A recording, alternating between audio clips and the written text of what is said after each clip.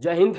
आज हम जानेंगे एक रहस्यमयी जगह के बारे में जिसका नाम है बरमुंडा ट्रायंगल। ऐसा कहा जाता है कि इसके ऊपर गुजरने मात्र से जो विमान और जहाज होते हैं उनको ये बरमुंडा ट्रायंगल निगल जाता है। अब समझते हैं डिटेल में। 1948 में क्रिस्टोफर कोलंबस बरमुंडा ट्रायंगल के ऊपर से गुजर रहे थे तो उन्होंने बताया कि अचानक मौसम में बदलाव आने लगा, बादल गरजने लगे, तेज प्रकाश होने लगा और जो धुआं सा, एक धुंध सा उनके सामने आ गया जो खत्म होने का नाम ही नहीं ले रहा था।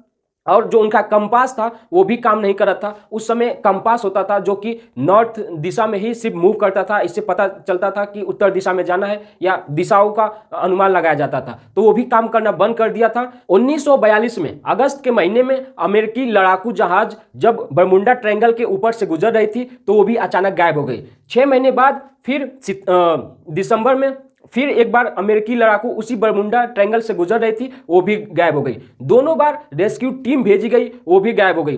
पता नहीं चलता था कि वो कहां गायब हो जाते हैं। 1970 में एक पायलट बरमुंडा ट्रायंगल के ऊपर से लौट कर आए और जिनका नाम था ब्रूस गैनन। इन्होंने बताया कि किस प्रकार से इन्होंने अचानक मौसमों में बदलाव देखा और जो हवाएं हैं तेज होती हुई लहरों में बदलती हुई एक बहुत बड़ा भवंडर का रूप लिया और इनका जो नेविगेशन सिस्टम था वो भी काम करना बंद कर दिया था। इलेक्ट्रॉनिक जितने भी यंत्र थे वो सभी काम करना बंद कर दिए थे। जितने भी रेडियो स्टेशन थे, एयरपोर्ट थे, इनसे किसी से भी संपर्क नहीं हो पा रहा था। और किस प्रकार से ये 3 मिनट के अंदर एक अच्छी खासी दूरी तय कर, जब ये लैंड किए तो इन्होंने देखा कि मात्र 3 मिनट के अंदर इन्होंने 150 किलोमीटर की दूरी जो है वो तय कर चुके थे। और अगर इसको देखा जाए तो इनका जो जहाज है वो लगभग 3000 किलोमीटर प्रति घंटे की रफ्तार से उड़ रहा था। 3000 किलोमीटर प्रति घंटे की रफ्तार से कोई भी पैसेंजर जहाज नहीं उड़ सकती, या तो वो मिसाइल उड़ सकती है या फिर कोई लड़ाकू विमान उड़ सकते हैं। लोग इसे भूत प्रेत की जगह मानने लगे, कुछ लोग तो इसे देवीय शक्ति की भी जगह मानने लगे। हालांकि इस पर से पर्दा उठ चुका है, यह एक साइंटिफिक सिर्फ कारण है और कुछ नहीं है। अब समझते हैं बरमुंडा ट्रायंगल के पीछे जो साइंटिफिक कारण है उसके बारे में। देखिए, बरमुंडा ट्रायंगल के अंदर ज्वालामुखी पाई जाती हैं और वो समय समय पे विस्फोट होती रहती हैं, जिसके कारण उसमें जहरीली गैस निकलती है, जैसे मेथेन वगैरह। जब मेथेन वगैरह पानी से मिलते हैं तो इसका जो डेंसिटी है वो कम कर देती है, घनत्व तो कम कर देता है।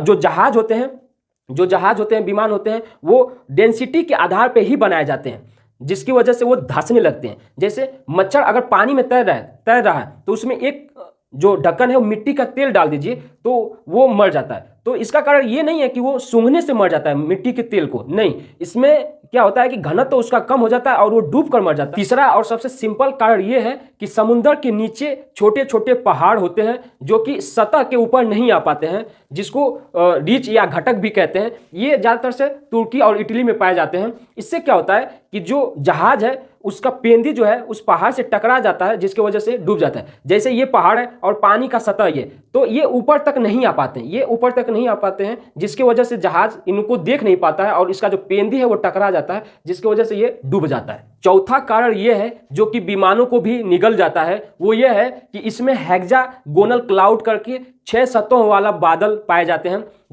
जो बादल हैं वो काफ़ी बड़े होते हैं, जो कि एक जिले के बराबर आते हैं। और इसमें जो हवा चलती है वो लगभग 250 किलोमीटर प्रति घंटे की रफ्तार से चलती है। देखिए, अगर हवा जिस दिशा में चल रही है, अगर उस दिशा में जहाज जो है इंटर करता है तो उसकी जो रफ्तार है वो काफ़ी तेज, यानी 3000 किलोमीटर प्रति घंटे की रफ्तार हो जाती है।